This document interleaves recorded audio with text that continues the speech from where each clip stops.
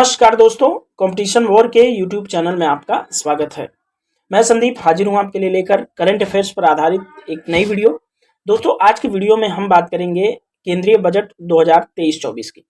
दोस्तों, केंद्रीय बजट की एक श्रृंखला लेकर हम आ रहे हैं। कल मैंने घोषणा की थी, जो हमारा बजट का इतिहास पहला वीडियो आया हुआ है बजट पर, वो मैंने इसी सीरीज का पहला वीडियो लॉन्च किया था कल। दोस्तों, उस पहले वीडियो के अंदर हमने बजट की शुरुआत, बजट क्या है, बजट के उद्देश्य क्या होते हैं और बजट की विभिन्न चीज़ों को जो हमारे परीक्षा के पॉइंट ऑफ व्यू से महत्वपूर्ण होते हैं, उनको हमने डिस्कस किया था। अब दोस्तों, ये उस बजट सीरीज की दूसरी वीडियो है और इस दूसरी वीडियो के अंदर दोस्तों हम केंद्रीय बजट जो है, जो कि हमारे परीक्षा के पॉइंट ऑफ व्यू से महत्वपूर्ण है जितना, उसका एक समराइज वे में हम समरी डिस्कस करेंगे और बड़े ही ऑथेंटिक सोर्स के साथ मैं आपसे मुखातिब हूँ।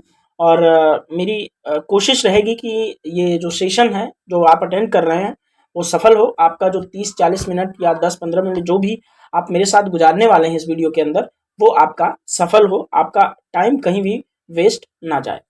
तो दोस्तों, बजट हमारे लिए बहुत ज़्यादा इम्पोर्टेंट होता है।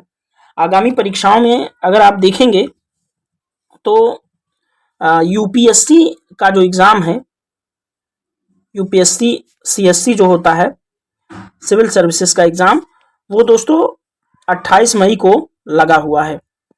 28 मई को जो यूपीएससी सिविल सर्विसेज का एग्ज़ाम है, उसके लिए जो बजट है वो बहुत ज़्यादा महत्वपूर्ण हो जाता है। और बजट से यूपीएससी के अंदर दोस्तों हर साल 2 से 5 सवाल तक पूछे जाते हैं। 2 से 5 एक एवरेज मैं आपको दे रहा हूँ, इसमें कम ज़्यादा हो सकते हैं। तो इस लिहाज से दोस्तों 2 से 5 सवाल यूपीएससी के अंदर सही करना हमारे लिए बहुत बड़ी बात हो जाएगी। और हम अगर इसको सही कर लेते हैं तो हम कट ऑफ के आसपास तो आ ही जाएंगे, और कम से कम हमारा प्रीलिम्स अगर इस वजह से रुक रहा होगा तो नहीं रुकेगा।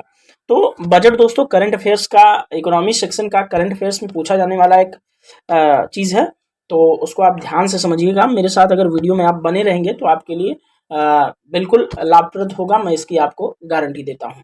तो दोस्तों, इस सेशन को हम शुरुआत करें इससे पहले मैं जानकारी शेयर कर दूं। जो आपका Telegram channel, competition war YouTube channel का एक टेलीग्राम चैनल जो है, जिसपे हम daily the Hindu news paper का न्यूज़ आपको हिंदी में उसको थोड़ा इम्प्रोवाइज करके, प्रसंस्कृत करके हम जो आपके लिए देते हैं, वो वाकई में आपको कैसी लग रही है कैसी नहीं है, इसको दोस्तों आप कमेंट बॉक्स में ज़रूर बताया करिए। और आप लोग जो भी वीडियो देखते हैं, आप लोगों को स्किप करने की या वीडियो हटा देने की जल्दी नहीं होनी चाहिए। यदि आप पढ़ रहे हैं, आपका माइंड एक प्रतियोगी का है, तो किसी भी चीज़ को यूं ही चलता कर देना अच्छा नहीं है। आप उसको कम से कम 2-4-5 मिनट देखिए, फिर आपको हो सकता है कि उस टीचर के पढ़ाने का तरीका आपको अच्छा लगे। तो मेरी गुजारिश है, आपसे रिक्वेस्ट है कि आप बिल्कुल वीडियो स्किप ना करें, या फिर बड़ा वीडियो 20-25 मिनट 30 मिनट का देख करके आप तुरंत हट जाएं। ऐसा भी नहीं होना चाहिए, क्योंकि देखिए दोस्तों, यूपीएससी या यूपीपीसीएस या फिर जो स्टेट एग्जाम्स होते हैं, वो टाइम कंज्यूमिंग होते हैं, और आपका जो अंडरस्टैंडिंग है वो एक ब्रॉड वे में उसकी रिक्वायरमेंट उनको होती है। तो एक अधिकारी दोस्तों एक जिम्मेदार व्यक्ति बनता है, जो काफ़ी लगभग परफेक्शन के करीब होता है उस पर्टिकुलर जो है चीज़ में, पर्टिकुलर फील्ड में। तो दोस्तों, यूपीएससी के लिहाज से तो इम्पोर्टेंट ही है। और 14 मई आप जानते हैं ये डेट, 14 मई को है आपका यूपीपीसीएस। तो यूपीपीसीएस के लिए भी केंद्रीय बजट महत्वपूर्ण होता है। कभी कभी 1-2-3 सवाल आपसे केंद्रीय बजट से पूछ लिए जाते हैं, प्लस यूपी का भी बजट हम सेपरेटली अलग वीडियो में डिस्कस करेंगे। तो दोस्तों, इतनी बातों के बाद आइए अब जो सेशन है उसको प्रारंभ करते हैं और देखते हैं कि केंद्रीय बजट के सारांश में हमें क्या क्या चीजें पढ़नी है। तो आइए प्रस्तावना से शुरू करते हैं। केंद्रीय बजट की समरी 2023-24 का ये बजट है, आप लोग ध्यान रखना।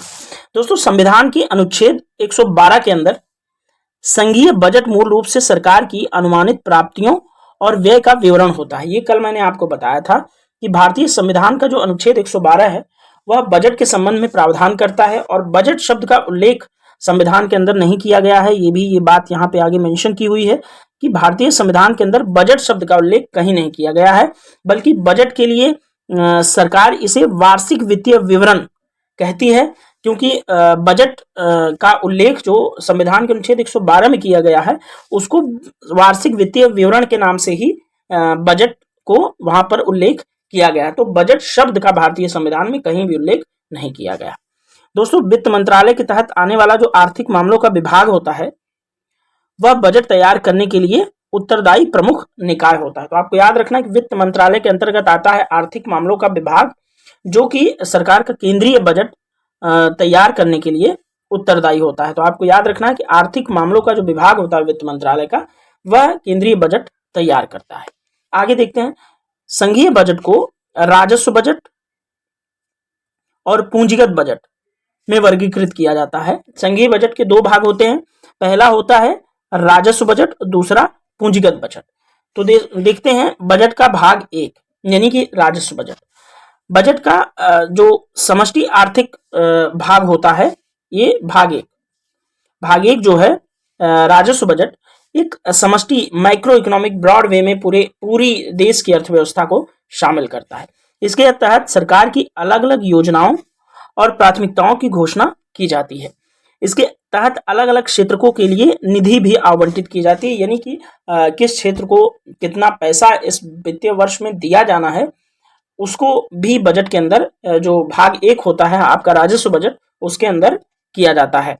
दोस्तों, जैसे मनरेगा को 45,000 46,000 करोड़ दिए, या फिर किसी और सेक्टर को दिए, या किसी स्कीम के लिए दिए, या कृषि के लिए दिए, तो इस तरह की जो घोषणाएं होती हैं वो बजट के भाग एक के अंतर्गत की जाती हैं।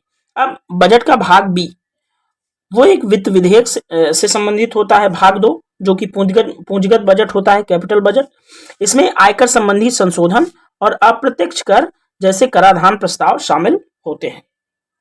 संविधान का अनुच्छेद 110 जो होता है, वो दिए गए शर्तों को पूरा करने वाला वित्त विधेयक धन विधेयक होता है।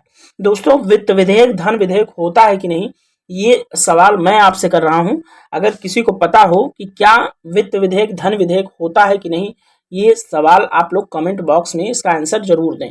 और एक सवाल और, क्या धन विधेयक वित्त विधेयक होता है या नहीं, ये भी सवाल मेरा आपसे है। जो लोग वीडियो को देख रहे हैं वो लोग ये इसका आंसर कमेंट बॉक्स में जरूर दें।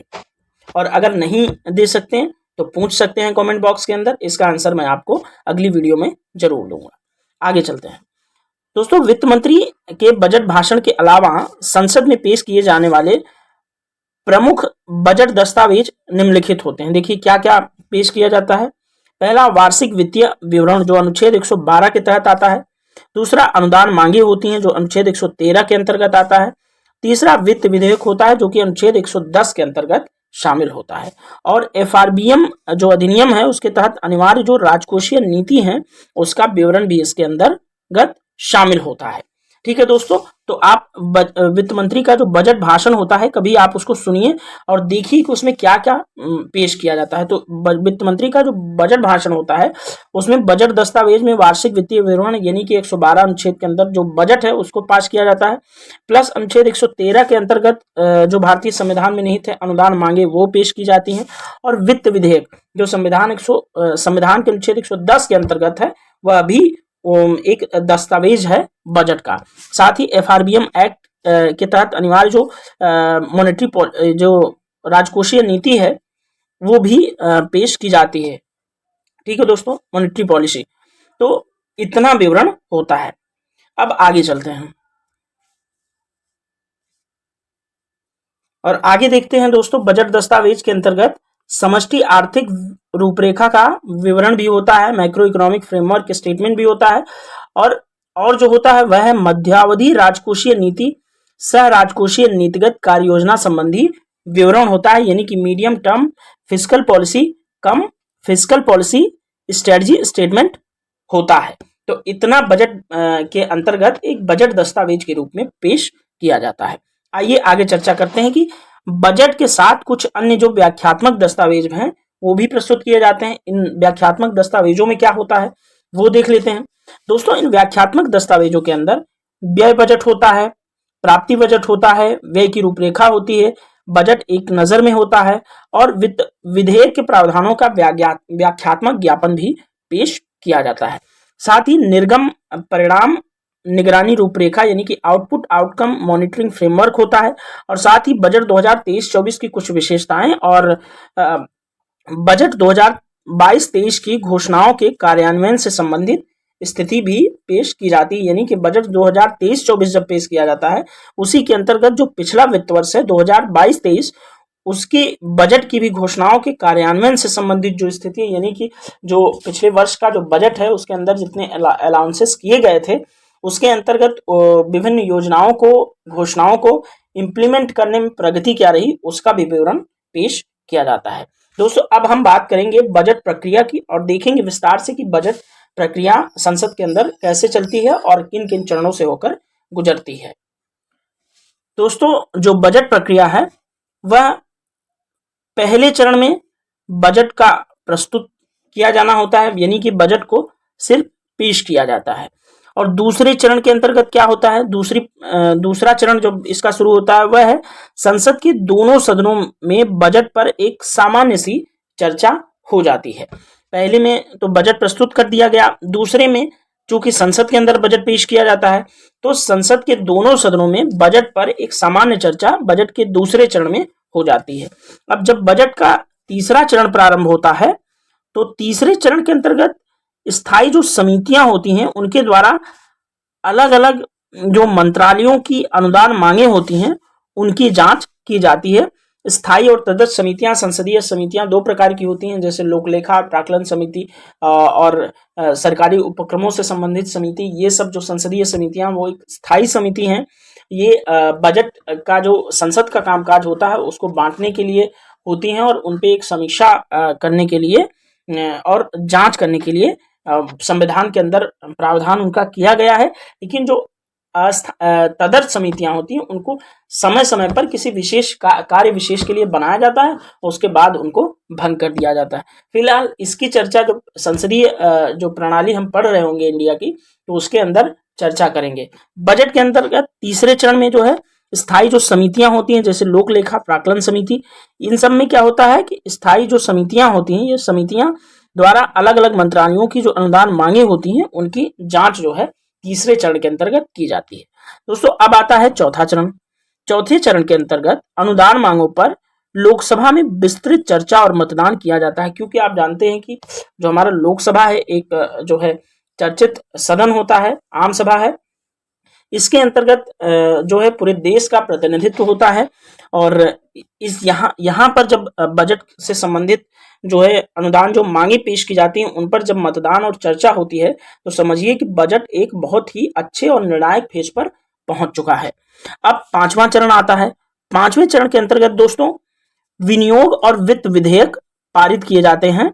विनियोग या वित्त विधेयक इस तरह से होते हैं जैसे कि कोई योजना है, किसी के लिए आपको अग्रिम पैसा चाहिए, या जो क्या बोलते हैं वित्त से संबंधित कामकाज होते हैं, पैसे से संबंधित, उसके लिए विनियोग और वित्त विधेयक भी पेश कर दिया जाता है। और मैं फिर से यही कहूंगा कि जब हम संसदीय व्यवस्था पढ़ रहे होंगे, जो संसद वाला चैप्टर पढ़ रहे होंगे संविधान के अंदर, पॉलिटी के अंदर, तब हम इसकी विस्तार से चर्चा करेंगे। फिलहाल आप इसके बारे में इतनी जानकारी रखिए, काफी है। आगे अब देखते हैं दोस्तों शुरुआत से बजट।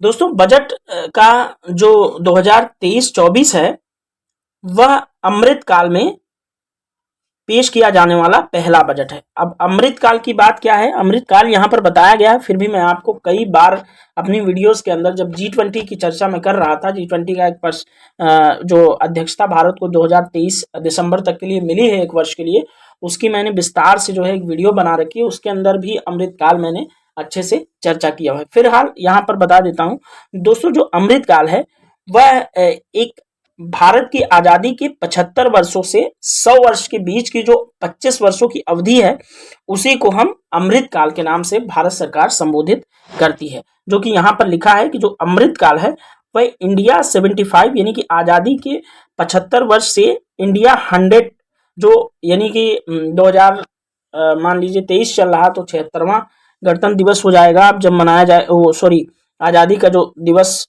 मनाया जाएगा 15 अगस्त, वो उसमें तो 76वां जो है हो जाएगा। लेकिन यहाँ पे जब 2047 होगा, अभी तो 2023 चल रहा है, जब 47 होगा तो हमारे देश को आज़ाद हुए 100 वर्ष हो जाएंगे। तो 75 से 100 के बीच की जो ये 25 वर्षों की अवधि है, उसी को सरकार अमृत काल के नाम से संबोधित करती है। आगे लिखा है कि 25 वर्षों की जो अवधि है उसके लिए रोड मैप को इंगित करता है। इसमें 4 परिवर्तनकारी अवसरों द्वारा संचालित त्रिआयामी फोकस अमृत काल के लिए आधारशिला है। देखेंगे अमृत काल के लिए जो विजन है एक सशक्त और समावेशी अर्थव्यवस्था के लिए वह क्या है। पहला है नागरिकों के लिए अवसर, जिसमें युवाओं पर फोकस होगा। दोस्तों, युवा की कार्यशील आबादी की बात अगर करें तो कार्यशील आबादी, ये आप लोग याद रखना कि 15 से 59 वर्ष की जो जनसंख्या होती है वह कार्यशील आबादी के अंतर्गत किसी देश की गिनी जाती है। तो आप जानते हैं कि भारत इस समय दुनिया का सबसे युवा देश है, यानी कि जो युवाओं की संख्या है, जो यूथ की पॉपुलेशन है, इंडिया में इस समय सबसे ज्यादा है। दोस्तों, यहाँ मैं सरकार से एक अपील करना चाहूँगा। सरकार, मतलब मेरी बात पता नहीं वहां तक पहुंचेगी नहीं पहुंचेगी, लेकिन फिर भी आप लोगों से तो चर्चा कर ही सकते हैं कि युवा आबादी अगर किसी देश में होती है तो आप जानते हैं कि युवाओं के दम पर ही बड़ी बड़ी क्रांतियां हुई हैं और युवाओं ने कई व्यवस्थाओं को बदला और बनाया है। तो अगर युवा शक्ति को अच्छे से नियोजित कर दिया जाए, उनको उनका स्किल डेवलपमेंट करके देश के विकास में उनके जो टैलेंट है उसका लाभ लिया जाए, तो भारत को 5 ट्रिलियन क्या उससे ऊपर जाने, उससे बड़ी इकोनॉमी बनने से कोई नहीं रोक सकता। बस जरूरत है तो युवाओं को रोजगार देने, उनका स्किल डेवलपमेंट करने, उनको अच्छे देश के विकास में नियोजित करने की। तो सरकार को अगर युवाओं का भविष्य या देश का भविष्य देखना है, जो कि युवाओं से निर्धारित होता है, अगर ये देखना है तो युवाओं पर फोकस करना होगा, युवाओं को नौकरी देनी होगी, उसको उनको स्किल्ड लेबर में तब्दील करना होगा, जिससे युवा हमारे देश के विकास में जो महत्वपूर्ण भूमिका है उसको निभा सके। तो यहाँ पर फिलहाल जो बजट है, अमृतकाल का जो विजन है, वो भी सरकार का अच्छा है। सरकार ने अब तक कई काम भी मतलब किए भी हैं। स्किल डेवलपमेंट जैसा प्रोग्राम सरकार पहले से ही रन कर रही है, उसमें कोई दिक्कत नहीं है। बस दिक्कत होती है इम्प्लीमेंटेशन के स्तर पर। अगर उसका क्रियान्वयन अच्छे से हो जाए तो कोई दिक्कत नहीं है। देश को 5 ट्रिलियन इकोनॉमी या फिर 2047 तक एक विकसित देश बनने में कोई हमें दिक्कत नहीं आएगी। अगला जो विजन है वह है रोजगार सृजन में वृद्धि करना। दोस्तों, जॉब क्रिएशन बहुत ज़्यादा इंपॉर्टेंट है। आप बेरोजगारी के आंकड़े अगर अपने देश के देखेंगे तो आपको बड़े चौंकाने वाले आंकड़े हैं।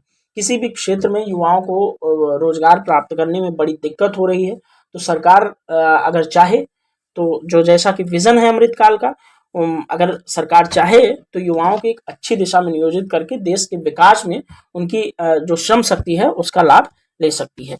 तीसरी जो विजन है हमारे अमृतकाल का वह है मजबूत और स्थिर व्यापक आर्थिक परिवेश। दोस्तों, इकोनॉमिक जो माहौल होता है वो बनाने से बनता है। इस गवर्नमेंट ने काफी हद तक काम भी किया है माहौल बनाने के लिए, और लोगों में स्टार्टअप की भावना आई, स्टार्टअप की बातें होने लगी गवर्नमेंट की वजह से। तो गवर्नमेंट अच्छा कार्य कर भी रही है, और अगर गवर्नमेंट जितना कहती है वैसे सरकारें करती नहीं है, लेकिन अगर सरकारें जितना कहती हैं, जितना वायदा होता है, अगर चुनाव के फायदे से हटकर देश के विकास में योगदान देने लग जाएं सरकारें, तो कोई बड़ी बात नहीं कि देश बहुत प्रगति के पथ पर चले। आगे दोस्तों, चौथी जो विजन है वह है महिलाओं का आर्थिक सशक्तिकरण। तो दोस्तों, महिला जो है वो हमारी आधी आबादी है, और आधी आबादी के साथ न्याय और उसको अर्थव्यवस्था के क्षेत्र में नियोजित करना, ये हमारे देश के लिए बड़े गर्व की भी बात है, और वो उनका हक भी है। अगर आज की न्यूज़ आपको बताऊं तो महिलाओं के आर्थिक सशक्तिकरण पर एक महिला एवं बाल विकास मंत्रालय तथा भारत सरकार का ग्रामीण विकास मंत्रालय, दोनों ने मिलकर एक आर्थिक सशक्तिकरण पर महिलाओं के लिए एक वेबिनार भी आयोजित किया, जिसमें प्रधानमंत्री ने महिलाओं के देश के विकास में उनके योगदान, उनके महत्व को लेकर के भी बहुत सारी बातें कही। तो दोस्तों, निश्चित तौर पे महिलाएं जो होती हैं वह देश के विकास का एक महत्वपूर्ण स्तंभ होती है। अगर कोई 2 पहिए की गाड़ी है, तो अगर एक पहिया उसका पुरुष है तो दूसरा पहिया महिला होती है, स्त्री होती है, और परिवार को चलाने में मुझे नहीं लगता कि किसी पुरुष से कम योगदान होता है। और जो क्षमताएं हैं वो तो जग जाहिर है, पुरुषों से बहुत अधिक क्षमता स्त्री के पास होती है। तो उनको अगर सहूलियत दिया जाए, उनको आगे बढ़ने के अवसर दिया जाए, तो निश्चित तौर पे देश के विकास में वे अच्छा योगदान कर सकती हैं। आगे देखते हैं, पीएम विश्वकर्मा कौशल सम्मान, ये भी सम्मान जो है चलाया गया है। तो इसको भी हम अभी जब आगे चर्चा करेंगे, आगे सेशन में देखेंगे। अगला है पर्यटन की क्षमता का दोहन। दोस्तों, आप जानते हैं कि हमारे देश में जो टूरिज्म है उसकी अपार संभावनाएं मौजूद हैं। आप उत्तरी भारत को अगर देखें, जो जिसमें पहाड़ी इलाके हैं, पहाड़ी इलाकों के अंदर दोस्तों आप कभी इंटरनेट पे सर्च करके देखिए, हमारे शिमला, मसूरी, कुल्लू मनाली, नैनीताल, देहरादून, ये सब ऐसी जगह हैं दोस्तों कि अगर इनमें इंफ्रास्ट्रक्चर अच्छे से डेवलप कर दिया जाए तो हमारे देश के जो नागरिक थाईलैंड, स्विट्जरलैंड, अमेरिका जो घूमने जाते हैं, घूमने के पर्पज से अपना जो है मन बहलाने के पर्पज से, वो वहाँ बिल्कुल न जाए, क्योंकि मसूरी, कुल्लू मनाली इतनी खूबसूरत जगह हैं। अगर इन पे इंफ्रास्ट्रक्चर डेवलप कर दिया जाए तो निश्चित तौर पे उस जो पर्यटन जो है उसका बहुत तेजी से विकास होगा, लोग ज़्यादा से ज़्यादा संख्या में विजिट करेंगे। और आप जानते हैं कि जब पर्यटन का विकास होता है तो वहाँ के जो स्थानीय लोग होते हैं उनको अच्छी जो है भारी मात्रा में रोजगार भी मिलता है, क्योंकि वहाँ जो लोकल जो सर्विसेज हैं उनके वो महत्वपूर्ण सर्विस प्रोवाइडर होते हैं। तो उनको भी एक तरह से पर्यटन को बढ़ावा देने से जॉब क्रिएशन भी अच्छी मात्रा में होगा, जिससे लोगों की आजीविका भी सुनिश्चित हो सकेगी। आगे हरित विकास, ग्रीन डेवलपमेंट पर ध्यान दिया जाएगा, जिससे सभी क्षेत्रों में ऊर्जा का कुशल उपयोग और हरित रोजगार सुनिश्चित होगा। तो दोस्तों, ये आपका अमृत काल जो है 25 वर्षों की जो अवधि है, अर्थव्यवस्था को एक्सक्लूसिव और ग्रोथ वाली पावरफुल इकोनॉमी में तब्दील करने के लिए अमृत काल के लिए ये सरकार द्वारा एक विजन रखा गया है, जिसके अंतर्गत सरसरी तौर पे एक बार फिर से चर्चा कर देते हैं। जिसमें पहली जो विजन है वह नागरिकों के लिए अवसर, जिसमें युवाओं पर फोकस होगा। दूसरा, रोजगार सृजन में वृद्धि होगी। तीसरा, मजबूत और स्थिर व्यापक आर्थिक परिवेश बनेगा। चौथा, महिलाओं का आर्थिक सशक्तिकरण होगा। पांचवा, पीएम विश्वकर्मा कौशल सम्मान दिया जाएगा। और छठा, पर्यटन की क्षमता का दोहन किया जाएगा। और सातवां, हरित विकास, जिससे सभी क्षेत्रों में ऊर्जा का कुशल उपयोग और हरित रोजगार सुनिश्चित किया जा सके। तो ये सारी बातें अमृत काल के विजन के तौर पर प्रस्तुत की जाती हैं। दोस्तों, थंबनेल के अंदर एक टर्म आपने देखी होगी, सप्तऋषि, यानी कि बजट 2023-24 की 7 प्राथमिकताएं। थंबनेल के अंदर जो सप्तऋषि है उसका बजट के अंदर जो अर्थ है वह देखिए क्या है। अमृत काल के अंतर्गत ये 7 प्राथमिकताओं पर जोर दिया जाएगा। तो बजट 2023-24 की प्राथमिकताएं हैं उनको ही सप्तऋषि नाम दिया गया है। आइए थोड़ा सा उन प्राथमिकताओं को देख लेते हैं। दोस्तों, पहली जो प्राथमिकता है हमारी वह समावेशी विकास की है, एक्सक्लूसिव डेवलपमेंट की है। यानी कि समावेशी विकास का अर्थ होता है कि विभिन्न क्षेत्रों को और देश के सभी समस्त नागरिकों को और एक समावेशी तरीके से विकास करना। दूसरा, अंतिम छोर तक पहुंचना, यानी कि ग्रॉस रूट लेवल तक पहुंचना। और तीसरी जो प्राथमिकता है वह है अवसंरचना और निवेश की, इंफ्रास्ट्रक्चर एंड इन्वेस्टमेंट की बात करेंगे। इस पर प्राथमिकता सरकार की होगी। और चौथी प्राथमिकता होगी क्षमता को उजागर करना, यानी कि जो कैपेबिलिटीज हैं उन पर काम करना। यहाँ पर आप देख रहे हैं कि जो क्षमता विकास वाले में ये दिमाग पे एक लाइट जो जल रही है उसका मतलब ये है कि लोगों को स्किल्ड किया जाएगा, लोगों की जो क्षमताएं हैं, जो कैपेसिटीज हैं, उन पर काम करने के उन्हें अवसर प्रदान किए जाएंगे। अगली प्राथमिकता है हमारी हरित विकास, यानी कि ग्रीन डेवलपमेंट पर बात की जा रही है, ग्रीन एनर्जी पर बात की जा रही है, उस पर जो है जोर दिए जाने की बात की जानी है 7 प्राथमिकताओं में से। अगली प्राथमिकता युवा शक्ति है। युवा शक्ति को आप देख रहे हैं कि कितना जोर दे रही है गवर्नमेंट। तो निश्चित तौर पर अगर युवा शक्ति को हम आगे बढ़ाते हैं तो हमारे देश में एक आमूलचूल परिवर्तन आ सकता है। 7वां सेक्टर होगा वित्तीय क्षेत्र, इकोनॉमिक सेक्टर, उनपे जो है ध्यान दिया जाएगा, फाइनेंशियल सेक्टर पर।